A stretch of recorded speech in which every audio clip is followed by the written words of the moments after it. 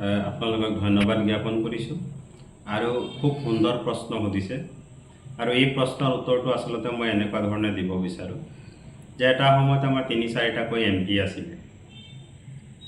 সেই MP সকলে যদি ইচ্ছা কৰা হ'লে নিজৰ জাতিটোৰ কাৰণে এটা ৰাজনৈতিক দল জন্ম দিব পাৰিলে হয়, কিন্তু নাজানো কিয় তেওঁলোকে সদ ইচ্ছা প্ৰকাশ নকৰিলে নে ৰাজনীতিৰ মেৰ পাকত নকৰিলে সেইখিনি কথা আচলতে আমি সঠিকভাৱে আমি নাজানো।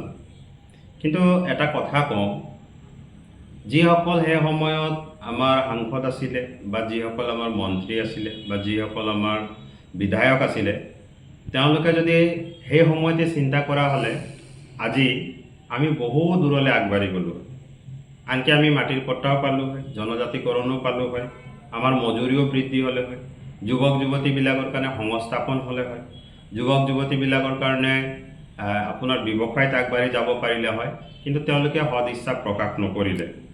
কিন্তু আজি জয় ভাৰত পাৰ্টীয়ে যিটো নেকি আমাৰ যিসকল জ্যেষ্ঠ আছিলে তেওঁলোকে কৰিব নোৱাৰা কামটো জয় ভাৰত পাৰ্টীয়ে কৰিছে, কিন্তু তাৰ অৰ্থ এইটো নহয় যে তেওঁলোকক আচলতে আমি সমাদৰ নকৰোঁ। তেওঁলোককো আমি আচলতে ৱেলকাম কৰিছোঁ বা আমি সমাদৰ কৰোঁ। কথাটো হ'ল যে কোনোবা না কোনোবা দিনত কোনোবাইতো আচলতে ৰাজনৈতিক দলটো খুলিব লাগিছিলেই। আজি ৰাজনৈতিক দলটো খুলি যেনেকৈ উত্থান হৈছে, সকলো বাগিচাৰ চাহ শ্ৰমিকসকলে বুজি পোৱা হৈছে, আমাৰ জনগোষ্ঠীটোৱে বুজি পোৱা হৈছে, সকলোৱে বুজি পোৱা হৈছে যে হয় নিজৰ কাৰণে এটা ৰাজনৈতিক দলৰ প্ৰয়োজন আছে। মানুহ আচলতে কেনেকুৱা হ'ব লাগে মই আপোনালোকক উদাহৰণ দিম। মই বিজেপিকো ভাল কামত মই ভাল পাওঁ, কংগ্ৰেছকো মই ভাল কামত ভাল পাওঁ আৰু ব্যৱসায়ী লোকসকলকো মই ভাল কামত ভাল পাওঁ। তাৰে ভিতৰত আপুনি চাওক, ব্যৱসায়ৰ ভিতৰত যদি ক'ব ধৰা যায় তেতিয়াহ'লে ৰতন টাটা এজন ভাল ব্যক্তি। তেখেতে ব্যৱসায় কৰিলে আচলতে আমাৰ কোনো লোকচান কৰি নকৰে। তেখেতক সন্মান কৰোঁ, আদৰ কৰোঁ। বৰঞ্চ বৰ্তমান আমাৰ মাজত তেখেত নাই, তথাপিও তেখেতক কিন্তু সকলোৱে সন্মান কৰে। সকলোৰে বদনাম আছে, কিন্তু ৰতন টাটাই এজন ভাল ব্যৱসায় উদ্যোগপতি যে তেখেতৰ এটা সুনাম আছে। দ্বিতীয়তে মই বিজেপিৰে এজনৰ নাম ল'ব বিচাৰিছোঁ যে অটল বিহাৰী বাজপেয়ী ডাঙৰীয়া। অটল বিহাৰী বাজপেয়ী ডাঙৰীয়াৰ সময়ত বিজেপি হৈছিলে দেই। বিজেপি কাক বোলে, বিজেপি কেনেকুৱা কৰে, বিজেপি আচলতে মূল সত্তাটো ধৰি ৰখা মানুহ তেখেতৰ সময়তে আমি দেখিবলৈ পাইছিলোঁ। কাৰণ অটল বিহাৰী বাজপেয়ী কেতিয়াও সাম্প্ৰদায়িক মন্তব্যবিলাক নকয়। অটল বিহাৰী বাজপেয়ী ডাঙৰীয়া কিন্তু এটা পজিশ্যনত লৈ যাবলৈ চেষ্টা কৰিছিলে। সেইবিলাক হ'ল প্ৰকৃত মানুহ।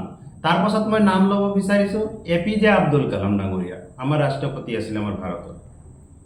কিন্তু সেই সময়ত আকৌ হিন্দু খ্ৰীষ্টান মুছলিম হৈ থকা নাছিলে, সংঘৰ্ষ হৈ থকা নাছিলে। তেখেত কিমান ধুনীয়াকৈ, যে এজন শিখ মানুহ হৈও তেখেত থকাৰ সময়তে কিমান ধুনীয়াকৈ আচলতে ৰাষ্ট্ৰপতি হেৰিত কাম কৰি আছিলে, কিমান ধুনীয়াকৈ এটা চলাই আছিলে। তাৰ পাছতে মই নাম ল'ব বিচাৰিছোঁ আমাৰ APJ আব্দুল কালাম, ৰতন টাটা, মনমোহন সিং, অটল বিহাৰী বাজপেয়ী, চাৰিজনৰে মই নাম লৈছোঁ, নহয় জানো? তো এই চাৰিজন ব্যক্তি আচলতে গুণাগুণখিনি কেনেকুৱা আছিলে, এই চাৰিজন ব্যক্তি কেনেকৈ মানুহক আদৰি লৈছিলে। ইয়াত শিখো আছে, ইয়াত আপোনাৰ দেখিবলৈ পাইছোঁ মুছলমানৰো আছে, ইয়াত অন্যান্য সকলোৰে আছে, সকলো ধৰ্মৰে লোক আছে। কিন্তু তেওঁলোকে কেনেকৈ ভাৰতখন পৰিচালনা কৰি আছিলে। আৰু আজিৰ সময়ত কি হ'ল, আজিৰ সময়ত যদি মই কওঁ মুছলমান সম্প্ৰদায় যদি নাথাকে তেতিয়াহ'লে বিজেপিৰ চৰকাৰখনো নাথাকিব। খ্ৰীষ্টান সম্প্ৰদায় যদি নাথাকে বিজেপি চৰকাৰখনো নাথাকিব। নহ'লে তেওঁলোকে কাক লৈ ৰাজনীতি কৰিব। কিছুমান কথা আমি জানিব লাগে। বিতৰ্কৰ নামত বিতৰ্ক কৰি মেলি পেলাই লাভ নাই। আপুনি যেতিয়া ডক্টৰ এজনৰ ওচৰত যায়, চাবচোন ভাল চাৰ্জন বা ভাল প্ৰফেচাৰ এজন মুছলমান সম্প্ৰদায়ৰ ডক্টৰৰ ওচৰত গ'লে, কোনোবা হিন্দু মানুহ গ'লে বা খ্ৰীষ্টান মানুহে গ'লে বা শিখ বুদ্ধিষ্ট মানুহ গ'লে, সেই সময়ত কিন্তু তেখেতক ৰেচপেক্ট দিয়ে, সন্মান দিয়ে। আৰু সেই সময়ত কিন্তু হিন্দু ল'ৰাই হওক বা অন্যান্য ল'ৰাই হওক সকলোকে আচলতে মৃত্যুৰ মুখৰ পৰা তেখেতে বচাই আনে। সেই সময়ত কিন্তু আমি দেখিবলৈ পাওঁ যে তেখেতক অপমান কৰা নহয় মুছলমান বুলি, তেখেতক সন্মান কৰা হয় ডক্টৰ বুলি। জাতিটোক প্ৰতাৰণা কৰাৰ প্ৰসংগ প্ৰায় আপোনাৰ মুখত ফুটি উঠে। দীঘলীয়া সময় ধৰি কংগ্ৰেছে ৰাজত্ব কৰিলে অসমখনত। মাজতে এজিপিও শাসনভাৰ চলালে আৰু এতিয়াও 10 বছৰ ধৰি বিজেপি শাসনভাৰ চলাই আছে। আটাইতকৈ বেছি কোনটো ৰাজনৈতিক দলে জাতিটোক প্ৰতাৰণা কৰিলে বুলি আপুনি ক'ব বিচাৰে? একদম ডেফিনেটলি ডাইৰেক্ট মই এইটো কংগ্ৰেছৰ নাম ল'ম। কোনো কথাই নাই, মানে একদম চিধা চিধি কথা। আটাইতকৈ বেছি শোষণ কৰিছে যদি কংগ্ৰেছে কৰিছে। কংগ্ৰেছে আজি শোষণ কৰাৰ কাৰণে আজি আমাৰ পৰিস্থিতি এনেকুৱা হৈছে। এনেকুৱা পৰিস্থিতি হৈছে ব্ৰিটিছতকৈও আচলতে সাংঘাতিক হৈ গ'ল কিন্তু কংগ্ৰেছ। কংগ্ৰেছটো নাহেই বাৰু এইবাৰ, কোনো কথাই নাই। কংগ্ৰেছটো ধূলিসাৎ হৈ গ'ল। কংগ্ৰেছৰ বিষয়ে সকলোৱে গম পালে। কংগ্ৰেছৰ বিষয়ে কোনো জানিবলগীয়া আৰু কথা নাই। কংগ্ৰেছত যি লেতেৰা ৰাজনীতি চলে, মই কাকো প্ৰশংসা কৰি মেলি পেলাই কোৱা নাই, হয়তো বেলেগ ৰাজনৈতিক দলত সেই ৰাজনীতি কিন্তু চলা নাই। সেই ৰাজনীতি চলা নাই। মানে কংগ্ৰেছে আমাক একেচোটে ধুই দিলে। কংগ্ৰেছৰ সময়ত যিটো উত্থান হ'ব বুলি ভাবিছিলোঁ, নহ'ল। ইমান আন্দোলনবিলাক হ'ল, কি আন্দোলন হ'ল মনতে নাই আমাৰ, কিন্তু আমাৰ মানুহ কিমানে মাৰি পেলালে নহয়। কংগ্ৰেছে কিন্তু এতিয়ালৈকে আমাক কিন্তু একো কৰিব নোৱাৰিলে। কংগ্ৰেছ দুখী, ডেফিনেটলি দুখী। 55 বছৰ শাসন কৰিছে। 55 বছৰ শাসন কৰি মেলি পেলাই আমাক না মাটিৰ পট্টা দিলে, না জনজাতিকৰণ দিলে, না মজুৰি বৃদ্ধি কৰি দিলে, না আমাৰ ল'ৰা ছোৱালীক চাকৰিবিলাক দিব পাৰিলে। কি কৰিব পাৰিলে? অকল তেওঁলোকে এটাই কাম কৰিব পাৰিলে, আমাক কুলি নাম দিলে আৰু শ্ৰমিক নাম দিলে। এইটোতো সঁচা কথা। সঁচা কথাটোতো ক'ব লাগিব। গতিকে কংগ্ৰেছ হ'ল মানে ব্ৰিটিছৰ আন এটা নাম হ'ল কংগ্ৰেছ। ব্ৰিটিছৰ আন এটাই নাম হৈ গ'ল কংগ্ৰেছ। তেওঁলোকে হ'ল শোষণকাৰী, তেওঁলোকে হ'ল লুণ্ঠন ৰাজ চলোৱা, আৰু তেওঁলোকে হৈ গ'ল আচলতে আমাক প্ৰতাৰিত কৰা, বঞ্চিত কৰা, মৌলিক অধিকাৰৰ পৰা কিন্তু আমাক বিৰত কৰি ৰখা মেইন ৰাজনৈতিক সংগঠনটোৱে হৈ গ'ল কিন্তু কংগ্ৰেছ। ঠিক তেনেদৰে এজিপিও আহিলে। এজিপিৰ সময়ত আমি দেখিলোঁ গুণ্ডাগিৰি, এজিপিৰ দিনত আমি দেখিলোঁ হত্যা আমি দেখিবলৈ পালোঁ, গুপ্ত হত্যা, যাৰ প্ৰতিফল নেকি আজি প্ৰফুল্ল কুমাৰ মহন্তই ভুগি আছে, ভোগ কৰি আছে। অমিত নাগ বুলি পেলাই হতাশত ক'ব পাৰে, আৰু চিধা কথা কওঁ মই, ভোগ কৰি আছে। তাৰ পাছতে আমি দেখিলোঁ বিজেপি আহি মেলি পেলাইতো যেনেকুৱা ধৰণৰ কথা কৈ দিলে, যে মাটিৰ পট্টা, জনজাতিকৰণ, মজুৰি বৃদ্ধি গোটেইখিনি হ'ব, ল'ৰা ছোৱালীবিলাকক স্বাৱলম্বী কৰা হ'ব, বিভিন্ন লোনবিলাক দিয়া হ'ব, বিভিন্ন কামবিলাক কৰি দিয়া হ'ব। অকল ফাঁকিৰ ওপৰত ফাঁকি এইবিলাক কথাহে তেওঁলোকে ক'লে। কৈ কৰি মেলি পেলাই আচলতে মানুহক তেওঁলোকক ঠগ প্ৰবঞ্চনা কৰিলে। সেইকাৰণে তেওঁলোকো এইবাৰ ঠগ প্ৰবঞ্চনা হ'ব। এতিয়া আপোনালোকে বগানে যাওক, চাহ বাগিচাই যিমানে যাব চবতে পাব জয় ভাৰত পাৰ্টি, জয় ভাৰত পাৰ্টি, জয় ভাৰত পাৰ্টি। এটা কথা কওকচোন বাৰু, আমাৰ ইমান বৃহত্তৰ জাতিটো থাকি তেওঁলোকে কেনেকুৱা ধৰণে ব্যৱহাৰ কৰিব লাগিছিলে? যে হয় আমাক ব্যৱহাৰ কৰিছে, হয় ভাল কথা, ব্যৱহাৰ কৰিছে হয়, কিন্তু আমাকতো ডাষ্টবিনৰ দৰে ব্যৱহাৰ কৰিব নালাগিছিলে। ডাষ্টবিনৰ দৰে আমাক কিয় ব্যৱহাৰ কৰিলে? কি কাৰণে আচলতে আমাৰ জাতিটোৰ সন্মান নাই, আমাৰ যুৱক যুৱতীবিলাকৰ সন্মান নাই, চাকৰি বাকৰি নাই, অন্যান্য নাই, মানে তেওঁলোকৰ আচলতে কৰি খাবলৈ এটা উপায়ো নাই।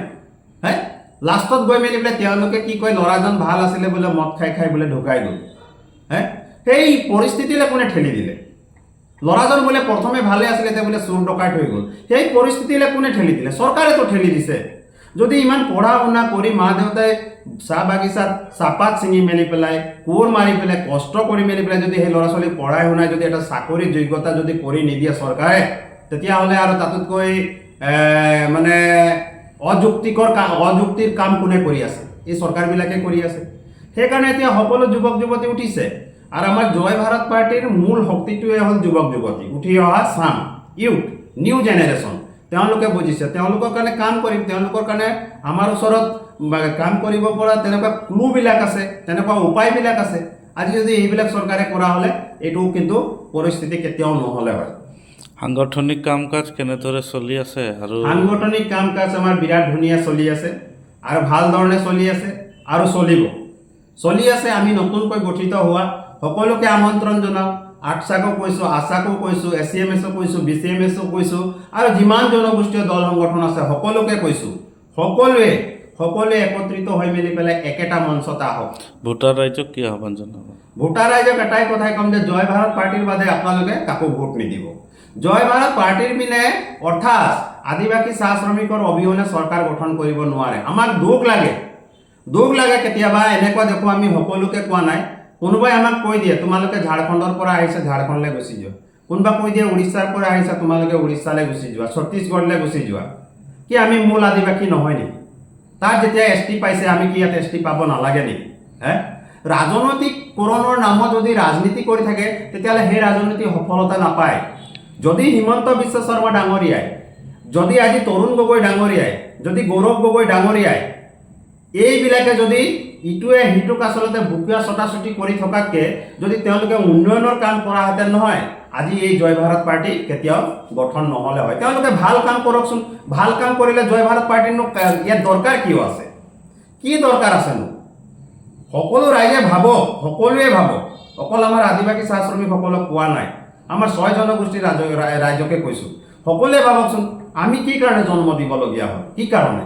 কাৰণটো বুজক। তাৰ মূল কাৰণে তেওঁলোকেই নহয় জানো? এনেকুৱা প্ৰতাৰণা যদি কৰি থাকিব কি হ'ব? কেনেকুৱা হ'ব?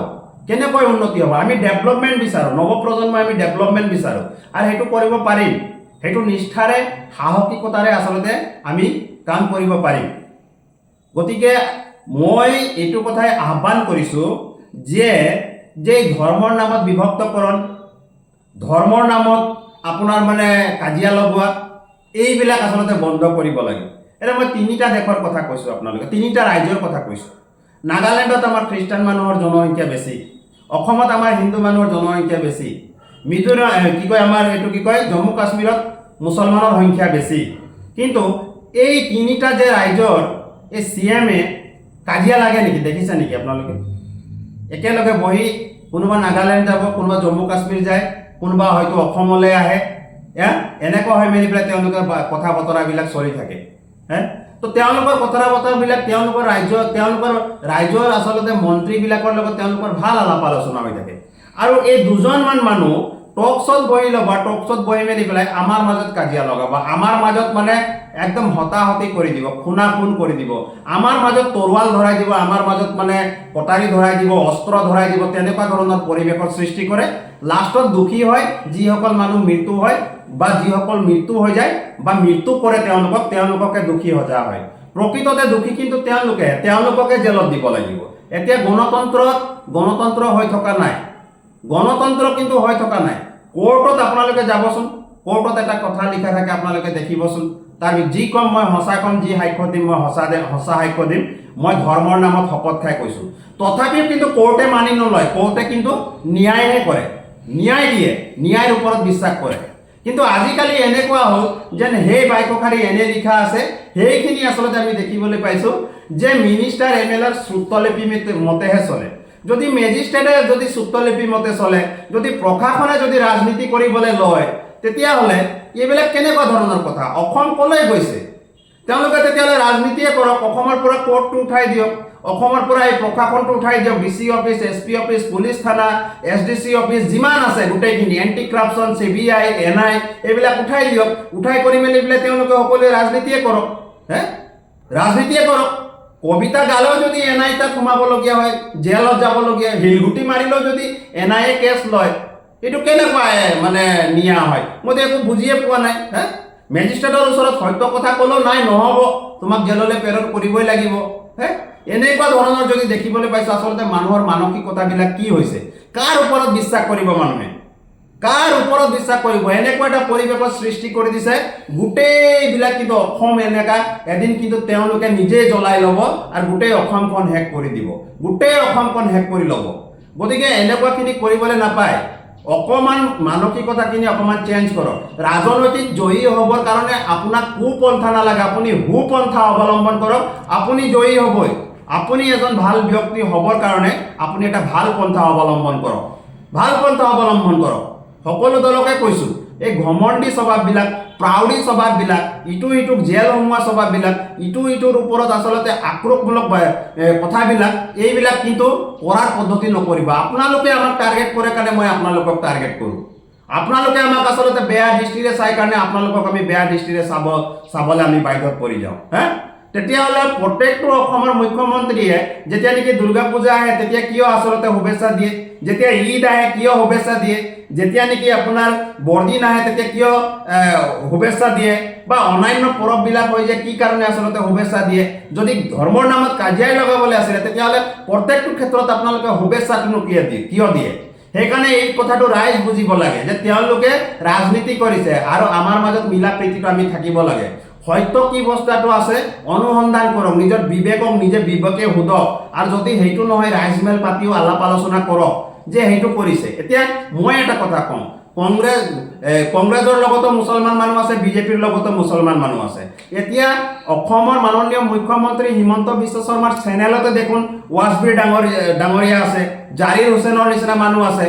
তেওঁলোকে কিয় বাৰু কাম কৰি আছে সেইটো মুছলমান সম্প্ৰদায়ৰ লোকসকলে ভাবকচোন। হা, মুছলমান সম্প্ৰদায়ৰ লোকসকলে ভাবক।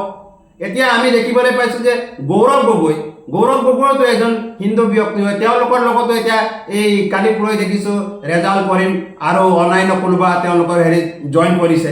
তেওঁলোকৰ লগত কিয় আছে, কি কাৰণে আছে? মানে তেওঁলোকৰ মাজত বিভেদ নাই, বিভেদটো আমাৰ মাজতে কৰা হৈছে। এতিয়া আমাৰ জয় ভাৰত পাৰ্টিটো সকলোখিনি মানুহ আছে, কোন মানুহ নাই? সকলোখিনি মানুহ আছে, কিন্তু আমিতো তেনেকুৱা ধৰণৰ ৰাজনীতি নাই কৰা। আমাৰ মুদ্দা এটাই আছে যে 6 জনজাতিক জনজাতিকৰণ হ'ব লাগে, মাটিৰ পট্টা আমি পাব লাগে, আমাৰ মজুৰি বৃদ্ধি হ'ব লাগে, আমাৰ যুৱ চামবিলাকে আচলতে ভাল চাকৰি বাকৰি পাব লাগে, স্বাৱলম্বী হ'ব লাগে, যিবিলাকে পঢ়া শুনা কম আছে তেওঁলোকৰ কাৰণে আচলতে ব্যৱসায়ৰ এটা লাইন হ'ব লাগে, আৰু সেইখিনি আমাৰ ওচৰত কেলকুলেশ্যন আছে। আমি কৈছোঁ এটা কথা, আৰু বিশেষকৈ অমিত নাগে থকালৈকে এটা পৰ্যায়ত কিন্তু লৈ যাব, এটা পৰ্যায়ত লৈ যাব। খুমটাই সমষ্টিত কেনেকৈ আচলতে গোটেই ৰূপৰেখাটো সলনি কৰিব পাৰে সেইটো কিন্তু অমিত নাগৰ ওচৰত টেলেণ্ট আছে, সেই পাৱাৰ আছে, সেই কামটো কিন্তু মই কৰিম। মই ৰাইজক কৈছোঁ আপোনালোকে মোক ডাষ্টবিনৰ দৰে ব্যৱহাৰ কৰক। মই কৈছোঁ ৰাইজক ডাষ্টবিনৰ দৰে ব্যৱহাৰ কৰক। মই আপোনালোকৰ কাৰণে ব্যৱহাৰ হ'বৰ কাৰণে মই একদম সাজু আছোঁ। আমাৰ জয় ভাৰতক আপোনালোকে ডাষ্টবিনৰ দৰে ব্যৱহাৰ কৰক। সাম্প্ৰদায়িক কাক বোলে আমি নাইকিয়া কৰিম, সাম্প্ৰদায়িক কমচে কম যে খুমটাই সমষ্টিটোত সেইটো নহ'ব, বা আমাৰ সমষ্টি বেলেগত যিবিলাকত থাকিব জয়ী হ'ব আমাৰ পাৰ্টি সেইবিলাকততো কিন্তু নহ'ব। এদিন এনেকুৱা এটা ছিষ্টেম লৈ আহিম, যে জয় ভাৰত অবিহনে কোনো মানুহ থাকিব নোৱাৰা ছিষ্টেম লৈ আহিম। আৰু জয় ভাৰত মানে মিলা প্ৰীতি সুখেৰে থকা। আজি বিহু আহিছে, বিহুত মুছলমান মানুহে অসমীয়া মানুহৰ ঘৰ যাব নোৱাৰা হ'ল, খ্ৰীষ্টান মানুহে আজি কি কয় আমাৰ অসমীয়া ৰাইজৰ ওচৰত কোনো যাব লগা মানে পৰিস্থিতি কৰি থোৱা নাই। অৱশ্যে আমি সকলোৱে অসমীয়া, কিন্তু ডিভাইডেশ্যনটো কোনে আনি দিছে? বিভক্তকৰণটো। আজি তেওঁলোকে ঈদত আহিব নোৱাৰে, তেওঁলোকে খ্ৰীষ্টমাছত আহিব নোৱাৰে, আমাক ভাগ কৰি ৰাখিছে। আমি কি কাৰণে আচলতে ভাগ হ'ব লাগে কওকচোন বাৰু? কি কাৰণে হ'ব লাগে? মোৰ মতেতো ভোগালী বিহু মানিব লাগে, মোৰ মতেতো আপোনাৰ বৰদিনো মানিব লাগে, মোৰ মতেতো আপোনাৰ ঈদো মানিব লাগে। ডিফাৰেঞ্চ ইমানটি আছে, সকলো ধৰ্মত যিটো চলে সেই ধৰ্মৰ প্ৰতি সন্মান জনাই প্ৰত্যেকটো ব্যক্তিয়ে সেই ধৰ্মৰ মানুহবিলাকক তেনেকুৱা ধৰণে ব্যৱহাৰ কৰিব লাগে, আৰু সেইটো ব্যৱহাৰ চলি আহিছে। এই হিন্দু মুছলিম খ্ৰীষ্টান কৰোঁতে শিখ বৌদ্ধিষ্ট কৰোঁতে অসম ৰখাতলৈ গুচি গ'ল। অসম চাফা হৈ গ'ল, কিন্তু অসমক ধ্বংস দি দিলে। গৌতম আদানীয়ে ধ্বংস দিছে সেইটোতো বেলেগ কথা, কিন্তু এই আমাৰ অসম চৰকাৰখনো কিন্তু ধ্বংস দি দিছে। এইবিলাক সেইকাৰণে এইবিলাক অঁতৰাব লাগে দেই। ৰাজনীতি কৰিব আছে যদি ভাল ধৰণে ৰাজনীতি কৰক।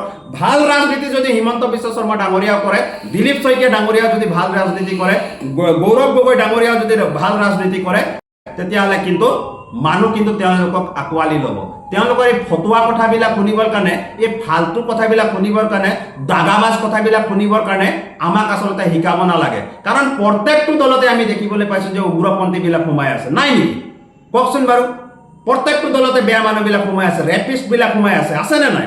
আৰু তেওঁলোকে কাজিয়া লগাবৰ কাৰণে আহে। তেওঁলোকে নিজে সংশোধন কৰি লওক না, নিজে সংশোধন হৈ লওক না। প্ৰত্যেকটো দলৰ যদি উদাহৰণ দিওঁ তেতিয়াহ'লে কি হ'ব কথাটো? সেইকাৰণে ওপৰলৈ থু পেলালে নিজৰ গাত পৰিব, এইবিলাক কথা নানিব। কেনেকৈ উপকাৰ কৰিব পাৰোঁ, এই নতুন বছৰত মনবিলাক চফা কৰক। এই বিজেপিও মনটো চফা কৰক, কংগ্ৰেছৰ মন চফা কৰক, এজিপিও মনটো চফা কৰক। আমাৰ মন চফাই আছে, ক্লিয়াৰ কাট মানুহ, পিছত যি হ'ব হৈ থাকিব। আমি বৰ্তমানৰ কথা চিন্তা কৰি মেলি পেলাই গৈ আছোঁ, আৰু বৰ বিশেষ দূৰলৈও কিন্তু জয় ভাৰত পাৰ্টিয়ে চিন্তা নকৰে। অহা কালিৰ কথা চিন্তা কৰিব পাৰে, কিন্তু 50 বছৰৰ কথা আমি চিন্তা নকৰোঁ। মানে আমি এনেকুৱা চিষ্টেমত কামবিলাক কৰি যাওঁ যে আজি কালি আমি উন্নতি কৰি কেনেকৈ আমি গৈ মেলি পেলাই 50 বছৰত এটা ভাল ৰাজ্য গঠন কৰিব পাৰিম, ভাল দিশত, যিও নেকি একদম মানে জিৰ' টলাৰেঞ্চ হৈ থাকিব। সেইটোৱে আচলতে আমি বিচাৰোঁ। সেইকাৰণে আমি আহ্বান জনাইছোঁ, অনুৰোধ জনাইছোঁ দেই, আমাক এই মোবাইলৰ নিচিনা যে মানে শৌচাগাৰ গ'লেও যে ব্যৱহাৰ কৰে, মোবাইলত গ'লে মানুহ মৰিলেও যে এই মোবাইলটো লৈ মেলি পেলাই যায়, আৰু মানুহ ৰাতি বিচনাত হ'লেও যে যায়, তেনেকুৱা কিন্তু আমাৰ জাতিটোক ব্যৱহাৰ নকৰিব। এই কথাটো কিন্তু আপোনালোকক আমি কৈ দিছোঁ। একদম স্পষ্ট ভাষাৰে কৈ দিছোঁ। কাৰণ চাওক, এটা কথা আপোনালোকে চাই লওক, আমি কিন্তু ডাষ্টবিন নহয়, আপোনালোকৰ ডাষ্টবিন নহয়। আমি যদি ডাষ্টবিন হয়, আমি আমাৰ জাতিটোৰ কাৰণেহে ডাষ্টবিন হয়। গতিকে ৰাইজে আমাক ব্যৱহাৰ কৰক, তাকে অনুৰোধ কৰিছোঁ।